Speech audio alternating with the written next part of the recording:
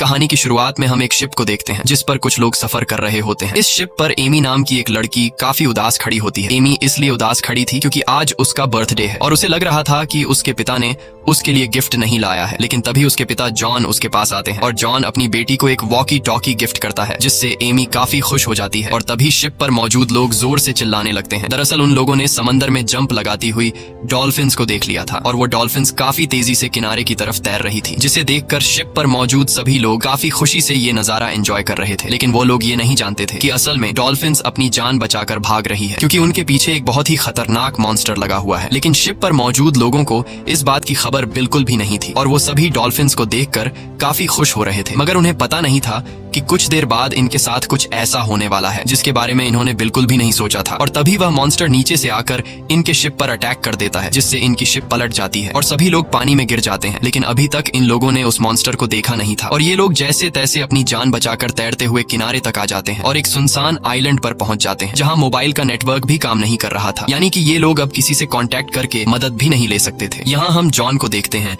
जो कि बेहोश पड़ा हुआ होता है और तभी एक आदमी आकर उसे उठाता है। होश में आते ही वह अपनी बेटी को ढूंढने लगता है लेकिन उसे अपनी बेटी कहीं पर भी नहीं मिलती और तभी उसे वॉकी टॉकी पर अपनी बेटी की आवाज आती है, पर जल्द ही उसकी बेटी की आवाज कट जाती है। अब जॉन अपनी बेटी को ढूंढते हुए जब थोड़ा आगे आता है तो उससे कुछ दूरी पर और भी कई सारे लोग दिखाई देते हैं जो शिप पलटने के बाद जिंदा बच गए थे और इन्हीं लोगों में जॉन अपनी बेटी एमी को भी देख लेता है। अपनी बेटी को जिंदा देखकर जॉन काफी खुश हो जाता है। अब जैसे ही जॉन अपनी बेटी को बचाने के लिए उस तरफ जाने वाला होता है तभी एक आदमी जॉन को रोककर उस तरफ इशारा करता है जिस तरफ जॉन जाने वाला था और वहाँ कुछ और नहीं बल्कि वही खतरनाक मॉन्स्टर सांप होता है जिसने इनकी शिप को पलट दिया था। उस सांप को देखकर सबकी आंखें खुली की खुली रह जाती हैं क्योंकि वह सांप बहुत ही ज्यादा भयानक दिख रहा था। अब उस सांप के करीब जो लोग थे वो लोग सांप को देखकर वहां से भागने लगते हैं, लेकिन तभी वह सांप उन पर हमला कर देता है और एक एक को जिंदा निगलने लगता है। अब जॉन जब देखता है कि मेरी बेटी खतरे में है तो वो फौरन अपनी बेटी को बचाने के लिए भागता है, लेकिन यहाँ पर एक आदमी उसे पकड़ लेता है क्योंकि उसे पता था कि अगर जॉन वहां गया तो वह मॉन्स्टर जॉन को भी मार देगा। यहाँ जॉन उस आदमी से खुद को छुड़ाने की कोशिश करता है और कहता है कि मुझे अपनी बेटी को बचाना है, लेकिन वह आदमी कहता है कि अब काफी देर हो चुकी है और तभी वह मॉन्स्टर सांप जॉन की बेटी को जिंदा निगल लेता है। साथ ही वह सांप और भी कई सारे लोगों को जिंदा निगलकर जंगल में चला जाता है। अब अपनी बेटी को खोकर जॉन जोर जोर से रोने लगता है क्योंकि वह मॉन्स्टर सांप उसकी बेटी को उसकी आंखों के सामने जिंदा निगल गया, लेकिन वह कुछ भी नहीं कर सका। पर तभी उसे वॉकी टॉकी में अपनी बेटी की आवाज सुनाई देती है जिसे सुनकर जॉन समझ जाता है कि मेरी बेटी अभी तक मरी नहीं बल्कि वह अभी भी उस बड़े मॉन्स्टर के पेट में जिंदा है। इसलिए अब वह अपनी बेटी के पीछे जाने का डिसाइड करता है। अब जॉन जैसे ही जंगल में जाने वाला होता है तब यहाँ जैक नाम का एक आदमी जॉन के साथ जंगल में जाने के लिए तैयार हो जाता है। साथ ही यहाँ कुछ और लोग भी उनके साथ जंगल में जाने के लिए मान जाते हैं, लेकिन कुछ लोग उन्हें जंगल में जाने से मना करते हैं और कहते हैं कि ये जंगल बहुत ही खतरनाक है, अंदर जाते ही तुम सभी मारे जाओगे। लेकिन वो लोग किसी की बात नहीं सुनते और जंगल के अंदर चले जाते हैं। यहाँ जंगल से बाहर खड़े हुए लोग उन लोगों को बेवकूफ समझ रहे थे क्योंकि इनको लगता था कि अंदर जाना खुद अपनी मौत को दावत देना है, लेकिन इन्हें क्या पता था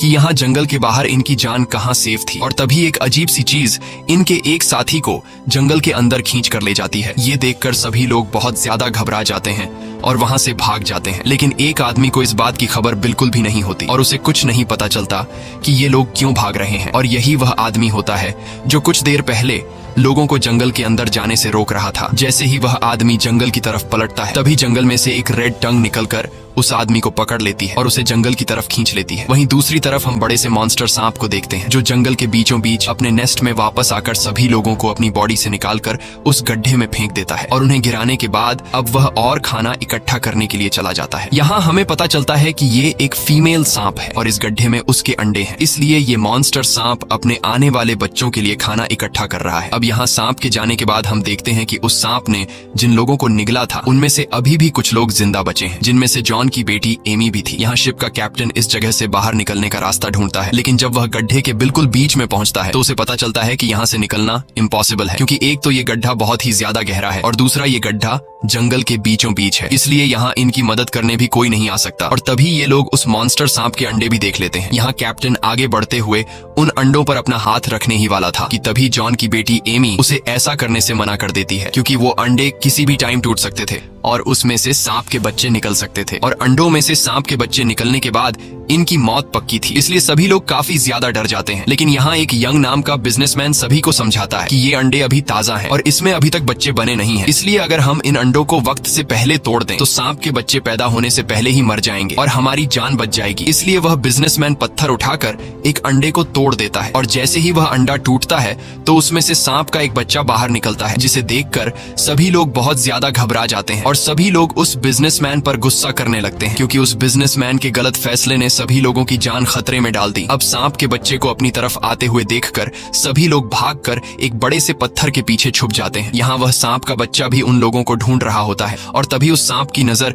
एक लड़की पर पड़ती है जो बुरी तरह से घायल थी और घायल होने की वजह से वह भाग नहीं सकती थी, इसलिए वह सांप तेजी से आकर उस लड़की को खा जाता है। और इसके बाद अब हमें जंगल का सीन दिखाया जाता है, जहाँ पर वो लोग जो सांप के जिंदा निकलने वाले लोगों को बचाने के लिए निकले थे, उन्हें अभी तक न तो वह मॉन्स्टर सांप मिला और न ही सांप के जिंदा निकले हुए लोग, लेकिन अभी तक उन्होंने हिम्मत नहीं हारी और वो सांप के निशान को फॉलो करते हुए जंगल में आगे की तरफ बढ़ रहे होते हैं। कई घंटों के सफर के बाद ये लोग एक पुराने फैक्ट्री में पहुंच जाते हैं। अंदर जाने पर ये लोग देखते हैं कि यहाँ का सारा सामान यहाँ वहाँ बिखरा पड़ा हुआ है और तभी उन्हें सामने एक सोल्जर का स्केलेटन भी दिखाई देता है, जिसे देखकर ये लोग काफी घबरा जाते हैं। अब यहाँ ये लोग जरूरत का सामान ढूंढने लगते हैं, जहाँ उन्हें ढेर सारी केमिकल की बॉटल्स मिलती है, लेकिन उन्हें कुछ भी समझ नहीं आ रहा होता कि आखिर इस जंगल में इन केमिकल बॉटल्स को क्यों रखा गया।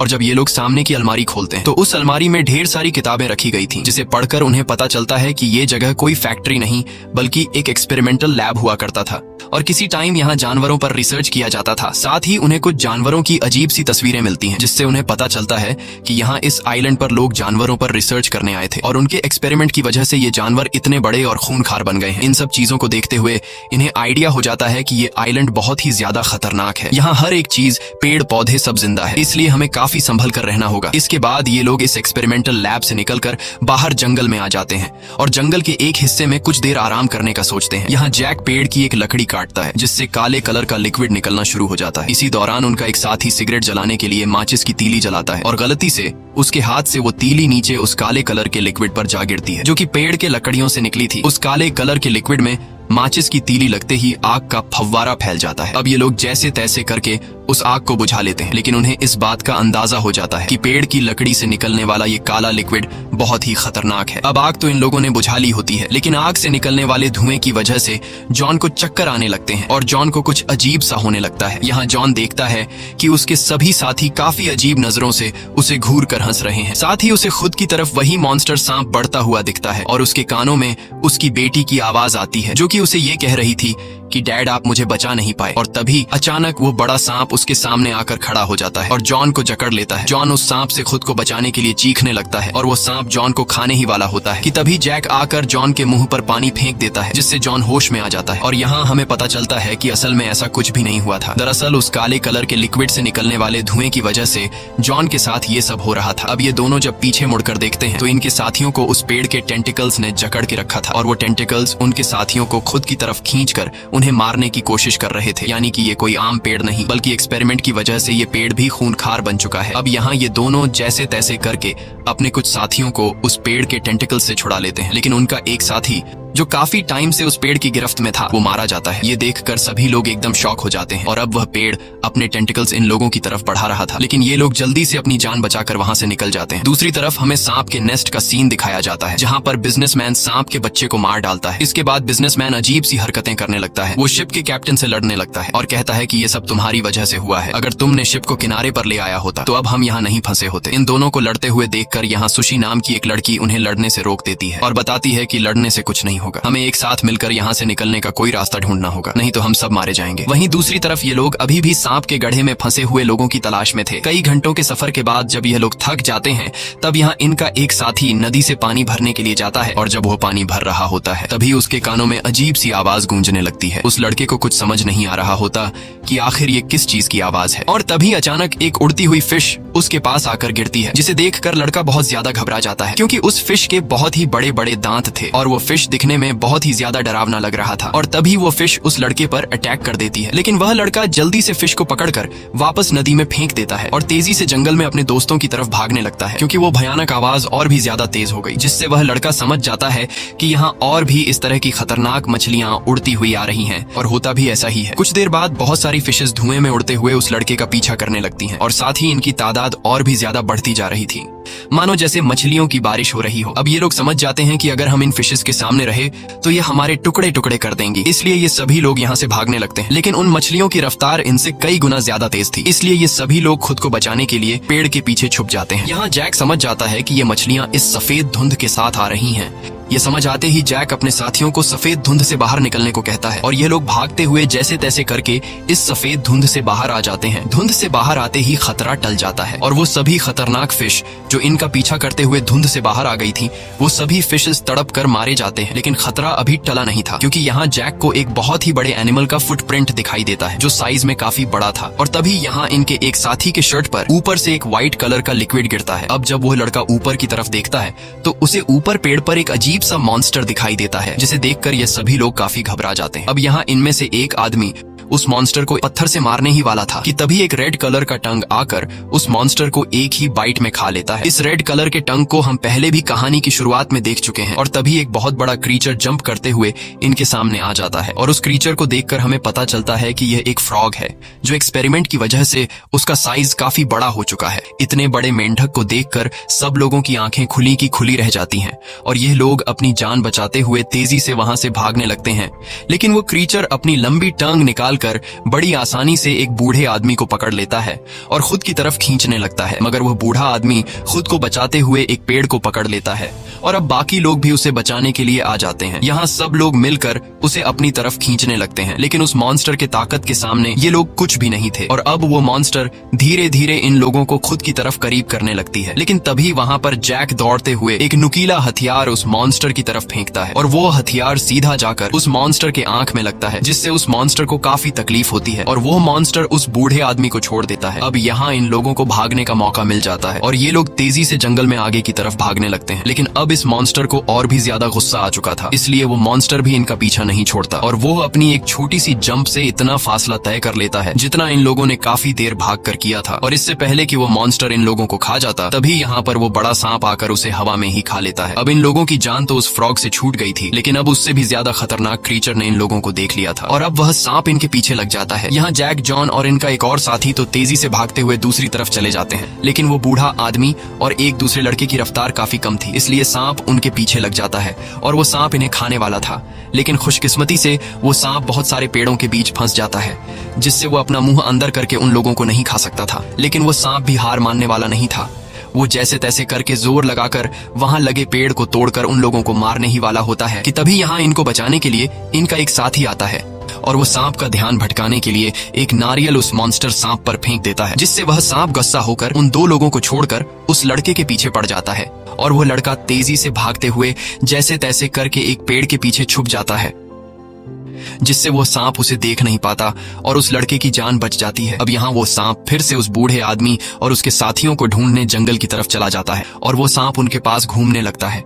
अब यहाँ वो बूढ़ा आदमी तो एक पेड़ के पीछे छुप जाता है, लेकिन उस दूसरे लड़के को सांप देख लेता है और वो सांप उस लड़के के करीब आकर उसे खा लेता है।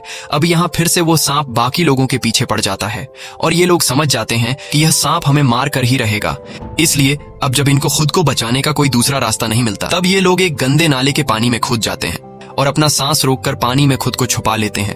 कुछ देर बाद वहां पर वो मॉन्स्टर सांप आता है और चारों तरफ नजर घुमाकर उन लोगों को ढूंढने लगता है, लेकिन वो सांप उन्हें देख नहीं पाता और वहां से चला जाता है। वहीं हम दूसरी तरफ का सीन देखते हैं, जहां पर वह बिजनेसमैन बाहर निकलने की कोशिश करता है, लेकिन उसे बाहर निकलने का कोई भी रास्ता नहीं मिलता और तभी एकदम से जमीन जोर जोर से हिलने लगती है।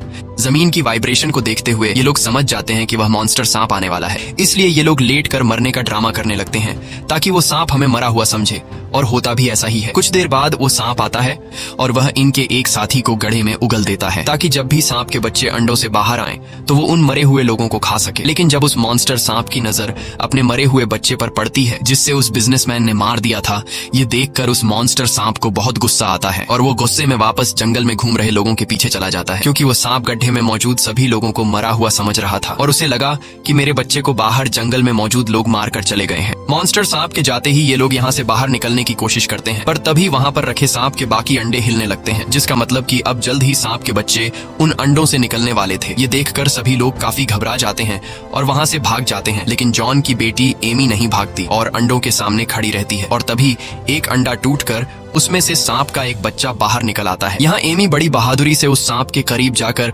उसके सर पर हाथ रख देती है और सांप के बच्चे को ऐसे दिखाती है कि जैसे वो खाना नहीं बल्कि उसकी साथी है। यहाँ सांप का बच्चा भी एमी को कुछ नहीं कहता और उसे अपनी माँ समझने लगता है। दरअसल जॉन की बेटी एमी ने बुक में पढ़ा था कि अगर पैदा हुआ सांप का बच्चा अपने पास अपनी माँ को नहीं पाता तो जो जिंदा चीज उसके करीब हो वो सांप का बच्चा उसे अपनी माँ समझने लगता है। इसके बाद वो सांप बाकी लोगों की तरफ बढ़ने लगता है और उनमें से एक आदमी को पकड़कर मार डालता है। यहाँ वो बिजनेसमैन अपने साथी को बचाने के बजाय किसी तरह करके उस गड्ढे से बाहर निकलने में कामयाब हो जाता है। बाहर निकलने के बाद नीचे गड्ढे से उसके साथी उसे मदद के लिए पुकारते हैं, लेकिन वो बिजनेसमैन बहुत ही सेल्फिश इंसान था। वो अपने साथियों को गड्ढे से निकालने के बजाय वहीं पर मरने के लिए छोड़ देता है और वहां से चला जाता है। वहीं दूसरी तरफ हमें जंगल में मौजूद लोगों को दिखाया जाता है जो आगे बढ़ते हुए एक पुराने से घर में चले जाते हैं और वहां जरूरत का सामान ढूंढने लगते हैं। और तभी दौड़ते हुए वहां पर एक आदमी आता है जो कि कोई और नहीं बल्कि वही बिजनेसमैन होता है जो अपने साथियों को वही गड्ढे में छोड़कर यहाँ तक पहुंच गया होता है। यहाँ सभी लोग उस बिजनेसमैन से बाकी लोगों के बारे में पूछते हैं और जॉन उस बिजनेसमैन से अपनी बेटी एमी के बारे में पूछता है, लेकिन यहाँ वो बिजनेसमैन सबके सामने साफ झूठ बोल देता है कि वहाँ पर मेरे अलावा सब लोग मर चुके हैं। ये बात सुनकर जॉन बहुत ज्यादा उदास हो जाता है और जोर जोर से रोने लगता है। अब रात हो जाती है और ये लोग यहीं पर सो जाते हैं। अगली सुबह इन सब की आंख एक हेलीकॉप्टर की आवाज से खुलती है। हेलीकॉप्टर की आवाज सुनते ही वो बिजनेसमैन दौड़ते हुए नीचे से उस हेलीकॉप्टर को हाथ हिलाकर आवाजें देने लगता है, लेकिन वो हेलीकॉप्टर इनसे काफी दूरी पर होने की वजह से